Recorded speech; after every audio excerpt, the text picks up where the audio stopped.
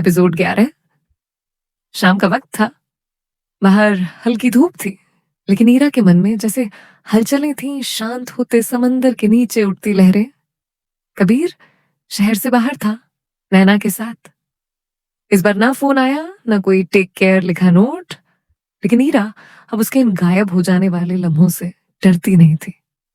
अब वो खालीपन किसी अजनबी की तरह नहीं, अपने जैसा लगने लगा था।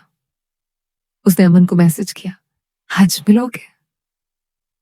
अमन का जवाब तुरंत आया, जहां कहो, जब कहो। ईरा ने खुद को बहुत सादगी से तैयार किया। ना कोई भारी गहना, ना कोई खास परफ्यूम, बस एक नीला सूती सूट, बाल पीछे बंधे हुए और होठों पर बस हल्की सी चमक। लेकिन आंखों में कुछ खास था, जैसे वो खुद से मिलने जा रही हो।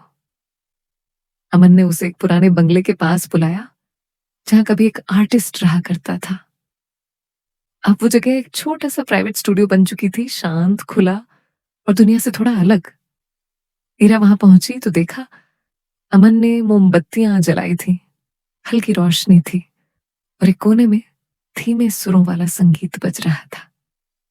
तुम जानती हो, अमन ने मुस्कुराकर कहा, मैंने कभी किसी के लिए इतना नहीं सजाया। ईरा मुस्कुराई, थोड़ी झिझक के साथ, लेकिन उसके कदम धीमे धीमे अंदर बढ़ते गए। कुछ देर दोनों चुपचाप बैठे, बीच में सिर्फ कुछ दूरी और सांसों की आवाज। अमन ने उसके हाथों को अपने हाथों में लिया।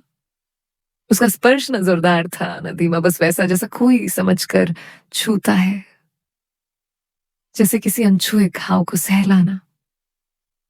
मैं जानता हूं, अमन बोला, कि तुम किसी चीज से भाग नहीं रही, तुम किसी चीज को छूने आई हो, शायद पहली बार।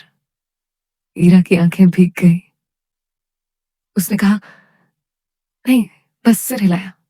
धीरे धीरे अमन ने उसकी उंगलियों को चूमा, एक एक स्पर्श धीमा, संवेदनशील।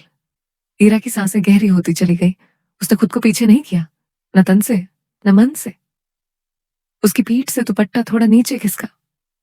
अमन की उंगलियां उस खुली पीठ को हल्के से छूती चली गईं। कोई जल्दबाजी नहीं, कोई अधीरता नहीं, बस वो था जो कबीर के साथ कभी नहीं था, संवेदनशीलता। ईरा ने पहली बार महसूस किया कि कोई उसे सिर्फ पाने की कोशिश नहीं कर रहा, कोई उसे पूरी तरह से समझने की कोशिश कर रहा है।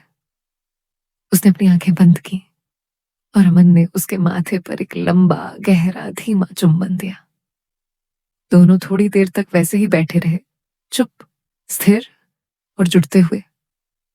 उस रात जब ईरा घर पहुंची तो पहली बार वो अकेली नहीं थी। उसके साथ उसकी अपनी पहचान लौट आई थी।